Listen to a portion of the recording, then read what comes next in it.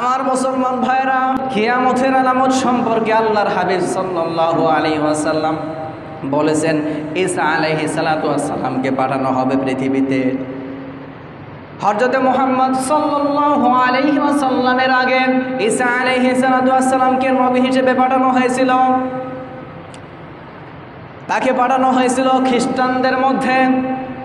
তাকে যখন হত্যা করার জন্য আসলো খ্রিস্টানেরা, ঘরের মধ্যে যখন ঈসা আলাইহিস সালাতু ওয়াস সালাম রয়েছিল, চারিদিকে খ্রিস্টানেরা পাকড়াও করলো তাকে হত্যা করবে। যেমনভাবে আল্লাহর নবীকে হত্যা করার জন্য কাফেরেরা চারিদিক থেকে আক্রমণ করেছিল, যে যখনই দিন হবে মুহাম্মদ বের হবে আর মুহাম্মদকে হত্যা করব। ঈসা আলাইহিস সালাতু ওয়াস সালামকে এইভাবে হত্যা করার জন্য আসলো। এক ব্যক্তিকে তাদের মধ্যে থেকে ভিতরে প্রবেশ করানো হলো, যাও যাও ঈসাকে ধরে নিয়ে আসো। আল্লাহর নবী জনাবে মুহাম্মদ রাসূলুল্লাহ সাল্লাল্লাহু আলাইহি ওয়াসাল্লাম হাদিসের মধ্যে বলেন, যখন ওই ব্যক্তিকে বাড়ানো হলো, মহান আল্লাহ পাক তার নবী ঈসা আলাইহিস সালাতু ওয়াস সালামকে আসমানে তুলে নিলেন। যে ব্যক্তি প্রবেশ করেছিল তার চেহারাটা ঈসা আলাইহিস সালাতু ওয়াস সালামের মতো করে দিলেন। যে ব্যক্তি ঢুকেছিল তার চেহারাটা ঈসা আলাইহিস সালাতু ওয়াস সালামের মতো করে দিল। তো ভিতরে যাবার পর আসতেছে না, এরা বাইরে থাকার পর মনে করেন অবাক, কি রে গেল একজন আর আসতেছে না। তখন ভিতরে তারা যায় দেখে যে ঈসা আলাইহিস সালাতু ওয়াস সালাম, অর্থাৎ ওই ব্যক্তি বারবার বলতেছে যে আমি ঈসা না, আমাকে ছেড়ে দেন। অথচ তারা কি করলো, তাকে ধরে নিয়ে আসা হলো, শুলে সরানো হলো, এরপর তাকে হত্যা করানো হলো। মহান আল্লাহ পাক কোরআনুল কারীমের মধ্যে বলে, লা ইলমুল লিসসাআতি ফালা তামতারুন্না বিহা ওয়াত্তাবিউনি হাযা সিরাতুম মুস্তাকিম। আল্লাহ পাক বলেন, কিয়ামতের নিদর্শন আমি আল্লাহ পৃথিবীতে ঈসা আলাইহিস সালাতু ওয়াস সালামকে আবারও পাঠাবো। এই পৃথিবীতে আবারও কিয়ামতের আগে ঈসাকে পাঠানো হবে।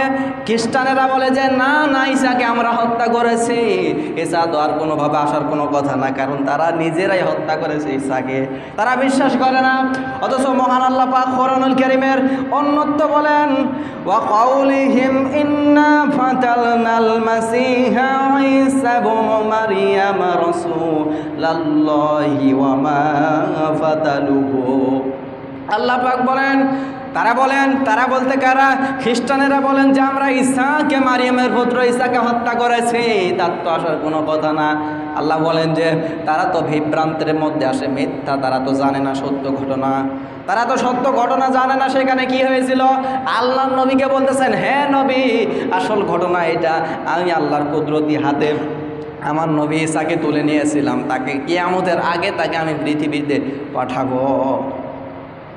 পৃথিবীতে আসবেন তিনি নবী হিসেবে না, তিনি আসবেন আল্লাহর নবীর উম্মত হিসেবে। আমার প্রিয় ভাইয়েরা, ঈসা আলাইহিস সালাতু ওয়াস সালামকে কখন অবতরণ করা হবে?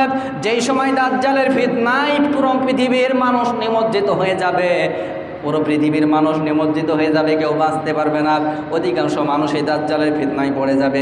এমন সময় ঈসা আলাইহিস সালাতু ওয়াস সালামকে পাঠানো হবে। সেই বলেছিলাম মিশরের দামেস্কের শহরের সেই মিনারে আল্লাহর নবীকে নামানো হবে। ওই সময় ঈসা আলাইহিস সালাতু ওয়াস সালামকে নামানোর পর ফজরের সালাতের ইকামত দেওয়া হয়ে গেছে। এমন সময় তিনি সলাতে দাঁড়িয়ে সলাত আদায় করবেন, বলবেন যে ইমামতি যে করতেছেন করেন, সমস্যা নাই। সলাত শেষ হওয়ার পরেই বলবেন যে চলো জিহাদে চলো। তারা প্রস্তুত নিয়ে থাকবে, যেগুলো মুসল্লি এই মসজিদের মধ্যে সলাত আদায় করতেছিল তারা আগে থেকে প্রস্তুত হয়ে আছে, কি দাজ্জালের বিরুদ্ধে যুদ্ধ করতে হবে। এমন সময় নামাজ শেষ হতে দেরি, তারা দাজ্জালের জন্য রওনা হয়ে যাবে। দাজ্জাল এই কথা শোনার সঙ্গে সঙ্গে দাজ্জাল চলে যাবে ফিলিস্তিনে। ওই জায়গা থেকে ফিলিস্তিনে চলে যাবে, বাবেলুদ নামে শহরে যে গেট থাকবে ওইখানে চলে যাবে। ঈসা আলাইহিস সালাতু ওয়াস সালাম তার দলবল নিয়ে চলে যাবেন, দাজ্জালকে হত্যা করবেন। আমার প্রিয় মুসলমান ভাইরা, দাজ্জালকে হত্যা করার পর ঈসা আলাইহিস সালাতু ওয়াস সালাম পৃথিবীতে কতদিন অবস্থান করবেন? হাদিসের মধ্যে পাওয়া যায়, আল্লাহর নবী সাল্লাল্লাহু আলাইহি ওয়াসাল্লাম বলেন, পৃথিবীতে ঈসা আলাইহিস সালাতু ওয়াস সালাম 40 বছর থাকবেন। আর 40টা বছর শুধু তিনি কি করবেন? তার কাজটা কি? পৃথিবীতে আসার কারণ তো আছে। প্রথম নম্বর কারণ আমি পেয়েছি এই দাজ্জালকে হত্যা করার কারণ। দ্বিতীয় নম্বর তাকে কারণ হিসেবে পেয়েছি ইয়াজুজ মাজুজকে তিনি হত্যা করবেন। 3 নম্বর তার কারণ হিসেবে পেয়েছি তাকে পাঠানোর 3 নম্বর কাজ হচ্ছে পৃথিবীর যত নিয়ম কানুন রয়েছে, যত বিধান থাকবে, সকল বিধান দূর করে একমাত্র ইসলামিক খেলাফা চালু করবেন। যেই খেলাফা চলেছিল আবু বকরের যুগে, উমরের যুগে, উসমান ইবনে আফফান রাদিয়াল্লাহু তাআলা আনহুর যুগে এবং হযরত আলী রাদিয়াল্লাহু তাআলা আনহুর যুগে খেলাফায়ে রাশিদিন বলা হয়। চারজন খলিফা খেলাফত চালু করেছিলেন, তারা ইসলাম দ্বারা শাসন ব্যবস্থা করেছিল। ঈসা আলাইহিস সালাম পৃথিবীতে আসবেন, আসার পরে তিনি খেলাফা চালু করবেন। 4 নম্বর যে কথা পেয়েছি, আল্লাহর নবী সাল্লাল্লাহু আলাইহি ওয়াসাল্লাম হাদিসের মধ্যে বলেন ঈসা আলাইহিস সালাম শান্তি প্রতিষ্ঠা করার জন্য পৃথিবীতে আসবেন। আজকে দেখেন আমাদের মধ্যে শান্তি আছে না নাই? শান্তি আছে।